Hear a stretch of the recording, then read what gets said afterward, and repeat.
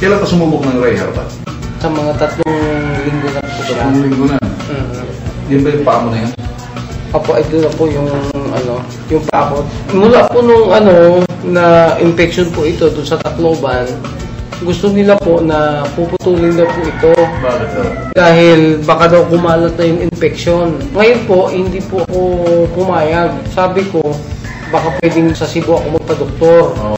Ngayon, pagdating po dun sa Cebu, sa Perpetual Super Hospital, sabi ni Dr. Roscas, yung doktor doon, yung head ng mga orthopedic surgeon, na puputulin daw po. Pinapapili pa nga po ako kung saan putulin dito ba raw o dito.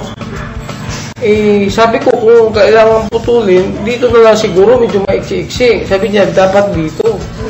Talagang pinapuputol na?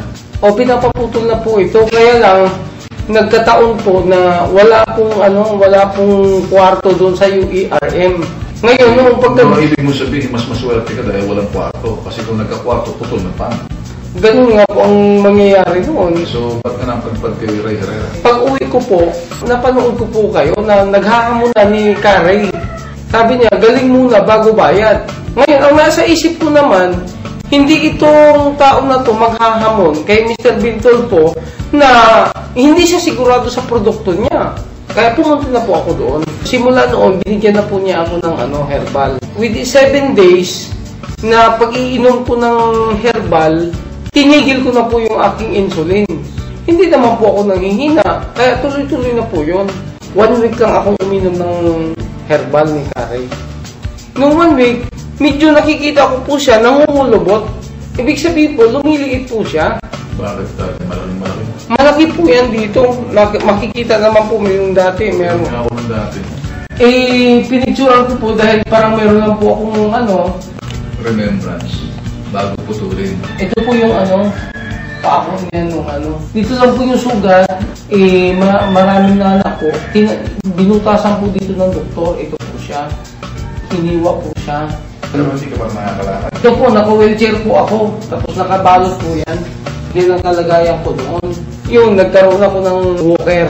Tapos noong nakainom na po ako ng herbal, yun, inalis ko na po yung walker. Nakakalakad na po ako. Kaya nakikita ko naman siya, lumiliit naman po siya. Gumagaling. Sabi ko, napakaganda itong herbal na to. Na wala na akong insulin, wala na rin po akong antibiotic. Palagay ko po, magaling na Masakit ba? Hindi po. Kahit hindi na masakit yan. Hindi na po masakit yan. Nakakaano na po siya. Nakakaapak na po siya. Nung dati? Hindi po. Hindi po talaga masakit. Hindi ka magpakita sa doktor para makita niya. Sasabihin niya. Ang ko po, parang useless na rin na pupunta pa ng doktor. Gumagaling naman po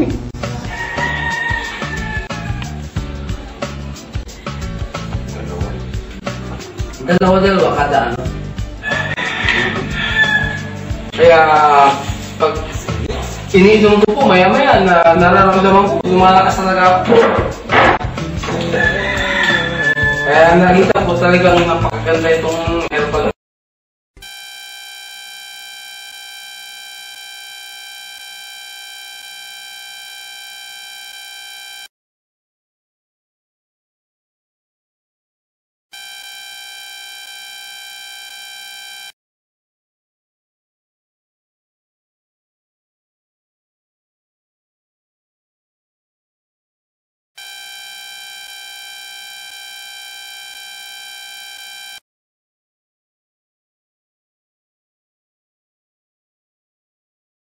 Minabuti ko po sapagkat kung pupunta pa kayo sa main office, napakalayo. Kaya naglagay po kami yung pong cell number na nakalathala sa ilalim ng screen na ito. Pwede po kayong makipag-ugnayan at ito po ay sinasabi ko at pinatotohanan. Ito po ay authorized distributor ng Abanyong Lingkod mula pa noon at magpakailan pa man.